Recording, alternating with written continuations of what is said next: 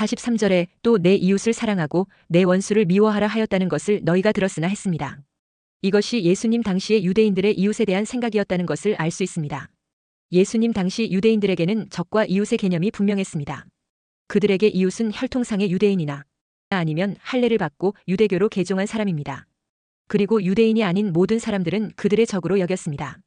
그러나 원래 하나님께서 주신 말씀은 조금 다릅니다. 레위기 19장 18절에 원수를 갚지 말며 동포를 원망하지 말며 내 이웃 사랑하기를 내 자신과 같이 사랑하라. 나는 여호와이니라 했습니다. 그러니까 원래 하나님께서 율법에서 주신 이웃이란 단지 친구나 같은 민족만이 아니라 이방인을 포함하여 공동체 안에서 함께 사는 모든 사람들을 의미했습니다. 그러나 시간이 흐르면서 유대교 랍비들과 서기관들은 이 이웃이라는 개념을 유대 동포로 한정해버렸습니다. 그래서 자연스럽게 다음과 같은 왜곡이 생겼습니다. 이웃인 유대인은 사랑하되 이방인이나 원수는 미워해도 된다는 것입니다. 그래서 예수님 당시에는 이웃을 사랑하라는 말씀에 원수를 미워하라는 인간의 해석을 덧붙인 것입니다. 이 부분은 율법에 없는 말인데 랍비의 전통이 추가한 것입니다. 그래서 예수님은 이런 잘못된 전통을 정면으로 바로잡으셨습니다. 44절에 나는 너희에게 이르노니 너희 원수를 사랑하며 너희를 박해하는 자를 위하여 기도하라 했습니다. 즉 하나님은 원수까지 사랑하시는 분이기에 그분의 자녀된 우리도 조건 없는 사랑으로 살아야 한다는 것입니다. 사랑의 범위를 제한하지 말라는 것입니다. 하나님의 완전한 사랑을 본받으라는 것입니다. 원래 하나님은 이웃을 모든 사람으로 보셨지만 유대인들은 이웃을 나에게 유익한 사람 같은 편으로 좁혀버렸던 것입니다. 예수님은 그 좁은 사랑의 범위를 다시 하나님 수준으로 회복시키신 것입니다. 그러면 왜 유대 랍비들이 모세의 율법을 그렇게 변형하여 해석하고 가르쳤을까요? 그것은 자기들의 수준에서는 하나님이 명하신 말씀대로 산다는 것이 시기상조라고 생각했기 때문입니다. 물론 하나님의 말씀이 좋은 줄은 알지만 지금 자신들의 형편에서는 도저히 그렇게 지킬 수 없으니까 말씀을 현실화한 것입니다. 그들은 이웃을 내 몸처럼 사랑한다고 할 때 이 말씀이 가지는 엄청난 의미를 알았습니다. 우리 몸이 어떻습니까? 조그만 가시에만 찔려도 그렇게 아플 수가 없습니다. 그러니까 내가 싫은 일은 아예 다른 사람에게 시킬 생각을 하지 말아야 할 것입니다. 그리고 우리 혀는 맛있는 것을 아주 예민하게 구별해냅니다. 그러니까 이웃을 내 몸처럼 사랑한다는 것은 내게 좋은 것을 우선적으로 다 주어야 할 수도 있다는 것을 의미하는 것입니다. 그렇게 진실되게 이웃을 사랑해서 다 주고 나면 나는 무엇을 가지고 먹고 삽니까? 아무리 이웃이라고 하지만 다른 사람에게 좋은 것을 다 줘버리면 결국 찌꺼기만 가지고 살아야 한다는 얘기인데 그럴 수 있느냐? 솔직히 할 수 없으니까 내 몸처럼은 빼버리고 그냥 내 능력의 범위 안에서 잘해주는 것으로 사랑하라고 절충한 것입니다. 그러니까 유대인들은 이웃을 제 몸같이 사랑한다는 것을 현실적으로는 불가능하다고 판단했던 것입니다. 그래서 그 이웃 사랑을 빼버렸던 것입니다. 그리고 원수를 갚지 말라고 했지만 그들은 현실적인 편의를 위해서 원수를 미워하라로 고쳐서 가르쳤습니다. 어떤 면에서 나쁜 동기에서 그렇게 한 것은 아니었습니다. 유대인들에게 있어 가장 중요한 개념은 거룩이었습니다. 그들은 하나님의 백성이고 거룩한 사람들이었습니다. 그리고 유대인이 아닌 자들은 거룩하지 못한 자들로 보았습니다. 그래서 유대인들은 거룩하지 못한 다른 사람들과 접촉함으로 인해 부정하게 될 우려가 높다고 여겼습니다. 그래서 그들은 최선의 선택이 할 수 있는 한 유대인이 아닌 이방인들과 접촉을 피하는 것이 그나마 자기들에게 있는 의와 거룩을 유지하는 최선의 길이라고 생각했습니다. 그래서 나온 방법이 원수를 미워하라는 것입니다. 여기서 원수를 미워하라는 말은 이방인들을 멀리하고 차별하라는 뜻입니다. 그 이유는 자신들의 종교적인 의와 거룩을 지키기 위해서였습니다. 부정하게 되는 것을 가능하면 막기 위한 고육책으로 여겼던 것입니다. 그래서 유대인들은 사마리아인들과는 접촉도 하지 않았습니다. 세리들과는 상종도 하지 않았습니다. 그리고 결례라는 것을 행했는데 이것은 밖에 나갔다 돌아오면 혹시라도 종교적으로 부정한 것에 접촉되었을까봐 물을 뿌리는 의식입니다. 위생 때문에 물을 뿌리는 것이 아니었습니다. 영적인 부정을 없애기 위해 물을 뿌렸던 것입니다. 이렇게 유대인들은 무조건 이방인들과 차별화하는 것만이 자신들의 거룩을 지키는 길이라고 잘못 생각하고 있었습니다. 오히려 덜 부패하는 길은 이방인들을 사랑하는 것임을 몰랐던 것입니다. 이런 사고방식 때문에 그들은 유대 사회 안에 고립되어서 그대로 썩어가고 있었는데도 그것을 알지 못했습니다. 이방인이나 일반 세상 사람들은 상식이라는 것이 통했습니다. 그러니까 상식적으로 생각해서 말이 안 되는 모순적인 것에 대한 통념이 있었습니다. 그러나 유대인들은 상식 이전에 종교적인 확신에 차 있었기 때문에 모순되고 말이 안 되는 짓을 하면서도 그것이 하나님의 뜻이라면서 우기며 끝까지 고집하는 것이 생겼던 것입니다. 그러다가 스스로 모순 속에 멸망하면서도 깨닫지 못하는 아이러니가 생기게 된 것입니다. 이렇게 이상한 종교적인 확신으로 굳어버리자 진리도 변질이 오고 스스로의 모순 속에 자멸 속으로 떨어지게 되는 것입니다. 그 중에 대표적인 것이 바로 이사야 53장에 대한 해석입니다. 그들 조상 랍비들의 종교적인 전통에 의해 고난받는 메시아가 분명히 예수님을 가르치고 있음에도 불구하고 외면해버렸습니다. 그리고 모든 상식과 이해를 멈추게 만들어 엉터리 종교적인 확신으로 유대인 전체를 수렁에 빠지게 만들어버린 것입니다. 그리하여 아직까지 유대인들은 초림의 메시아를 기다리고 있습니다. 지금 재림의 메시아를 기다려야 할 시점인데 저들은 아직도 초림의 메시아를 기다린다는 엉터리가 되어버렸습니다. 결국 저들은 감람산으로 오시는 재림의 메시아를 초림의 메시아인 줄로 알고 있는 것입니다. 그러다 그들이 우리가 완전히 속았고 착각이었구나 하며 회개한다면 마지막 순간의 회개가 될 것입니다. 그렇지 않고 랍비들의 종교적인 엉터리 확신에 계속 갇혀 있다면 예수님 재림을 외계인의 침공 정도로 치부하고 또 대적할 수도 있을 것입니다. 이러니 성경은 많이 선생되려고 하지 말라고 합니다. 야고보서 3장 1절에 내 형제들아 너희는 선생된 우리가 더 큰 심판을 받을 줄 알고 선생이 많이 되지 말라 했습니다. 정확한 선생이 되어야지 엉터리 선생이 되지 말라는 경고입니다. 가르치는 자의 책임과 무게에 대해 깊이 경고하신 말씀입니다. 여기서 말하는 선생은 헬라어 디다스칼로스로 당시 유대 사회에서 율법을 해석하고 가르치는 랍비를 가리킵니다. 신약 시대의 교회에서는 선생이란 하나님의 말씀을 가르치고 지도하는 교사, 목회자, 지도자를 포함합니다. 선생이 많이 되지 말라는 말은 가르치는 직분을 가볍게 여기지 말라는 경고입니다. 왜냐하면 말씀을 가르치는 자는 단순히 지식을 전하는 사람이 아니라 다른 사람의 신앙에 영향을 주기 때문입니다. 잘못된 가르침이나 위선적인 삶은 많은 사람을 실족시키는 죄가 됩니다. 그래서 더 큰 심판을 받는다고 하신 것입니다. 그래서 결국 유대의 선생들을 향해 예수님은 이렇게 책망했습니다. 마태복음 23장 13절에 화 있을진저 외식하는 서기관들과 바리새인들이여 너희는 천국문을 사람들 앞에서 닫고 너희도 들어가지 않고 들어가려 하는 자도 들어가지 못하게 하는도다 했습니다. 유대 선생들이 이웃의 개념을 왜곡시키고 이사야 선지자가 예언한 고난받는 메시아를 지워버리는 일을 행하는 종교적 월권 행위를 자행하고도 뻔뻔하게 위대한 선생으로 자부하고 있었기 때문입니다. 하나님이 주신 말씀이 내 주관이나 선입견에 맞지 않는다고 아예 해석도 하지 않고 말씀을 닫아버린 죄가 바로 이사야 53장에 대한 유대 랍비들의 끔찍한 죄악이었던 것입니다. 물론 본인들은 그렇게 하는 것이 최선 중에 최선이라고 여겼던 것입니다. 결국 자신이 맹인이 될 수 있다는 사실을 겸손하게 인정하지 않는 결과인 것입니다. 예수님은 그들을 맹인이라고 책망했습니다. 마태복음 15장 14절에 그냥 두라 그들은 맹인이 되어 맹인을 인도하는 자로다. 만일 맹인이 맹인을 인도하면 둘이 다 구덩이에 빠지리라 하시니 했습니다. 마태복음 23장 16절에 화 있을진저 눈먼 인도자여 너희가 말하되 누구든지 성전으로 맹세하면 아무 일 없거니와 성전의 금으로 맹세하면 지킬지라 하는도다 했습니다. 눈먼 인도자란 백성을 하나님께 인도해야 할 종교 지도자가 오히려 잘못된 기준과 외식으로 사람들을 미혹한다는 뜻입니다. 맹인이 맹인을 인도하면 둘이 다 구덩이에 빠지리라는 경고는 거짓된 지도자 밑에 있는 백성의 위험을 말합니다. 그러므로 말씀을 맡은 자는 하나님 앞에서 겸손과 두렵고 떨림으로 성령의 지도를 받아서 가르쳐야 하는 것입니다. 잘못 오륜한 가르침으로 잘못 인도하면 그 책임이 너무나 큰 것입니다.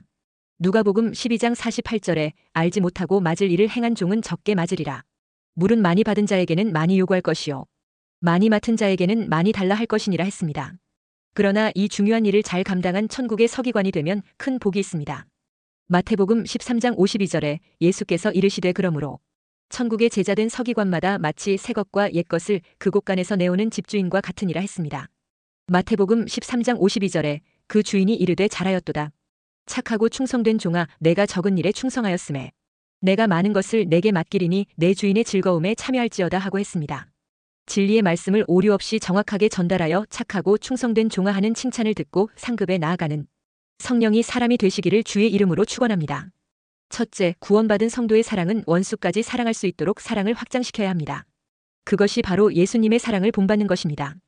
예수님 당시 유대인들은 레위기 19장 18절에 내 이웃 사랑하기를 내 자신과 같이 사랑하라는 율법을 좁게 해석하여 이웃을 같은 민족, 같은 무리로 한정지었습니다. 그러나 예수님은 44절에 너희 원수를 사랑하며 너희를 박해하는 자를 위하여 기도하라 했습니다. 이것은 단순히 감정을 억누르는 수준이 아니라 적대자에게도 하나님의 사랑을 흘려보내라는 말씀입니다. 누가복음 6장 27절에서는 그러나 너희 듣는 자에게 내가 이르노니 너희 원수를 사랑하며 너희를 미워하는 자를 선대하며 했습니다. 예수님이 말씀하시는 이웃은 같은 민족뿐 아니라 이방인과 심지어 원수까지 포함시켰습니다. 이것이 하나님의 사랑이라는 것입니다. 예수님께서 이 땅에 오신 목적은 유대인들이 왜곡시켜 놓은 율법의 의도를 완전하게 회복시켜 우리로 하여금 그것을 온전하게 행하게 하기 위해서였습니다. 예수 믿는다는 것은 교회에만 다니고 가만히 있는 것이 아닙니다. 세상에 나아가 이웃과의 관계도 잘하는 것입니다. 그러므로 하나님의 백성에게 있어서 사랑의 대상에는 아무런 제한이 없습니다. 심지어 사사로이 원수를 갚는 것도 허락되지 않습니다. 같은 성도를 원망할 권리도 우리에게는 없습니다. 구원받은 하나님의 백성에게는 오로지 누구든지 사랑할 책임만 주어졌습니다. 친구는 친구니까 사랑해 주어야 되고 우리를 미워하는 원수는 우리를 미워하니까 더욱더 사랑해 주어야 합니다. 우선 형제에 대해 사랑하고 도와야 합니다. 신명기 22장 1절에서 4절에 내 형제의 소나 양이 길 잃은 것을 보거든 못 본 채 하지 말고 너는 반드시 그것들을 끌어다가 내 형제에게 돌릴 것이요 내 형제가 내게서 멀거나 또는 내가 그를 알지 못하거든 그 짐승을 내 집으로 끌고 가서 내 형제가 찾기까지 내게 두었다가 그에게 돌려줄지니 낙이라도 그리하고 의복이라도 그리하고 형제가 잃어버린 어떤 것이든지 내가 없거든 다 그리하고 못 본 채 하지 말 것이며 내 형제의 낙이나 소가 길에 넘어진 것을 보거든 못 본 채 하지 말고 너는 반드시 형제를 도와 그것들을 일으킬지니라 했습니다. 나아가 형제를 넘어 원수까지도 사랑하며 도와라고 말씀하고 있습니다. 출애굽기 23장 4절 5절에 내가 만일 내 원수의 길 잃은 소나 나귀를 보거든 반드시 그 사람에게로 돌릴지며 내가 만일 너를 미워하는 자의 나귀가 짐을 싣고 엎드러짐을 보거든 그것을 버려두지 말고 그것을 도와 그 짐을 부릴지니라 했습니다. 여기서 신명기에서는 사랑해야 할 대상이 우리의 형제였습니다. 반면에 출애굽기에서는 똑같은 내용이지만 단지 우리가 사랑해야 할 대상이 우리를 미워하는 원수로 되어 있습니다. 우리는 우리의 형제에게도 사랑을 베풀어야 하지만 우리를 원수같이 취급하는 사람에게도 역시 사랑을 베풀어야 한다는 것입니다.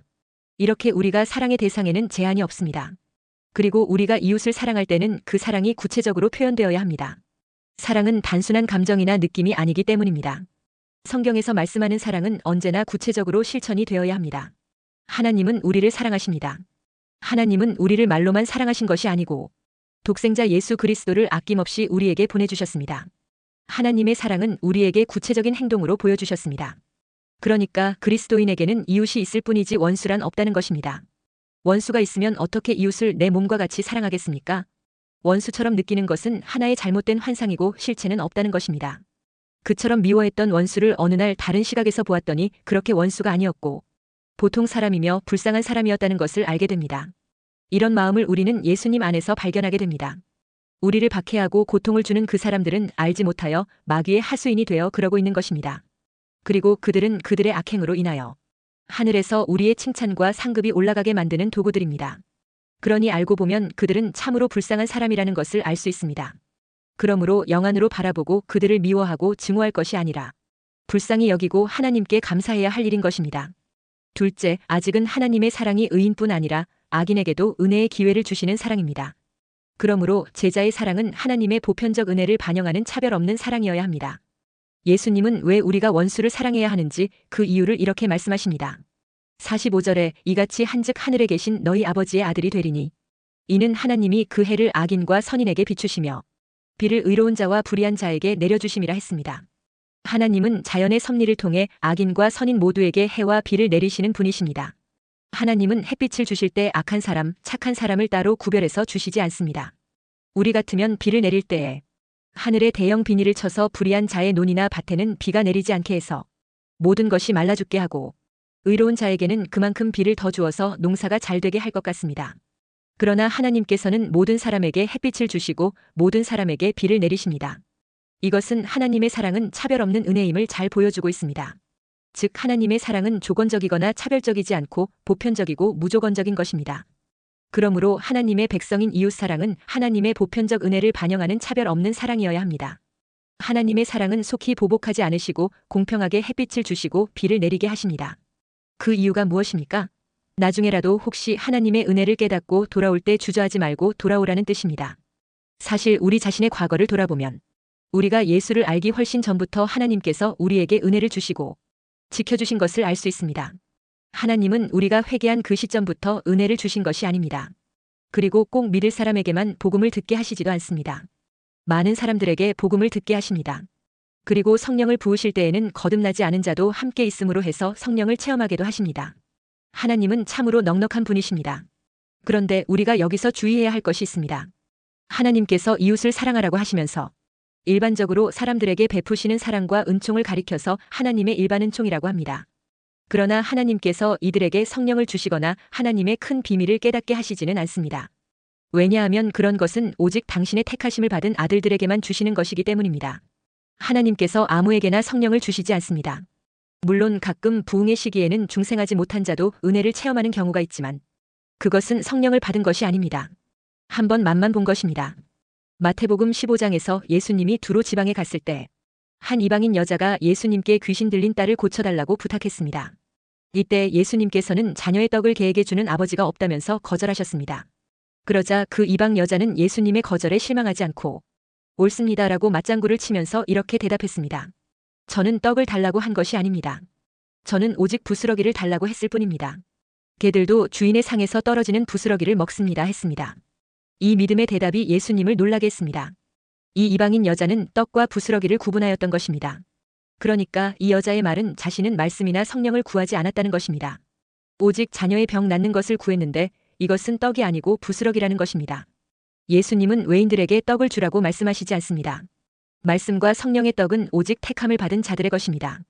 그러므로 아직 예수 믿지 않은 자들과 생명의 떡인 예정에 관한 진리를 토론하는 것은 돼지에게 진주를 주는 것과 같습니다. 성령의 깊은 체험을 그들과 나누는 것은 스스로 조롱거리가 되게 만드는 무모한 일이 될 수 있다는 것입니다. 예수님이 44절에 너희 원수를 사랑하며 너희를 박해하는 자를 위하여 기도하라고 하신 것은 스스로 벽을 쌓아서 교제를 단절하지 말고 어떻게 해서든지 하나님의 은혜가 그들에게 흘러갈 수 있는 통로가 되라는 뜻입니다. 셋째, 세상은 주는 만큼 받은 만큼 사랑하지만 제자는 하나님의 온전하심을 본받아 그 이상의 사랑을 실천해야 합니다.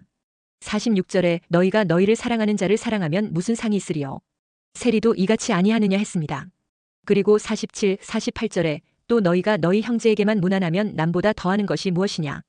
이방인들도 이같이 아니하느냐. 그러므로 하늘에 계신 너희 아버지의 온전하심과 같이 너희도 온전하라 했습니다. 여기서 온전하심은 헬라어로 텔리오스로 성숙함, 목적에 맞게 충만함이라는 의미가 있습니다. 하나님의 자녀된 성도들의 최종적인 목표는 아버지의 온전하신 사랑을 닮아가는 성숙입니다. 그래서 에베소서 5장 1절 2절에 그러므로 사랑을 받는 자녀같이 너희는 하나님을 본받는 자가 되고 그리스도께서 너희를 사랑하신 것 같이 너희도 사랑 가운데서 행하라 했습니다. 하나님을 본받는 자가 되고 사랑 가운데서 행하여 하나님의 온전하심과 같이 너희도 온전하라는 말씀은 아름다운 말씀입니다. 그러나 현실적으로는 거의 불가능한 말씀으로 보입니다. 어떻게 사람이 하나님과 같이 온전할 수 있습니까? 그러므로 여기서 온전하라는 것은 단순히 죄 없는 완벽함을 의미하기보다는 하나님의 사랑과 거룩함을 반영하는 성숙한 신앙과 삶의 자세를 강조한 것입니다. 이 말씀은 원수를 사랑하고 모든 사람에게 선을 행하라는 가르침과 연결하여 주신 말씀입니다. 그러므로 하나님의 무조건적인 사랑과 공의를 본받아 완전한 성품을 추구하라는 뜻으로 주신 말씀인 것입니다. 그러나 이것은 인간의 힘만으로 도달할 수 없는 이상적인 상태를 의미하기 때문에 인간 혼자의 힘으로는 도달이 불가능한 이상적인 상태를 가리킵니다. 그렇기에 성령의 도우심과 하나님의 은혜를 입어야 가능한 것입니다. 그러므로 점진적으로 성령의 은혜를 힘입어 추구해 가야 할 목표인 것입니다. 우리가 하나님의 완전하심을 본받아 도덕적이고 영적으로 성숙하고 사랑과 거룩함에서 하나님의 뜻에 부합하는 삶을 살아가라는 가르침입니다. 이것은 완벽한 무오류 상태를 요구하기보다는 하나님의 사랑과 공의를 반영하는 성숙한 신앙을 추구하라는 초대인 것입니다. 그런데 이러한 비슷한 요구가 아브라함에게도 있었습니다. 창세기 17장 1절에 나는 전능한 하나님이라 너는 내 앞에서 행하여 완전하라 했습니다. 또한 창세기 6장 9절에서 노아는 의인이요 당대의 완전한 자라 그는 하나님과 동행하였으며 했습니다. 모세도 신명기 18장 13절에서 너는 내 하나님 여호와 앞에서 완전하라 했습니다.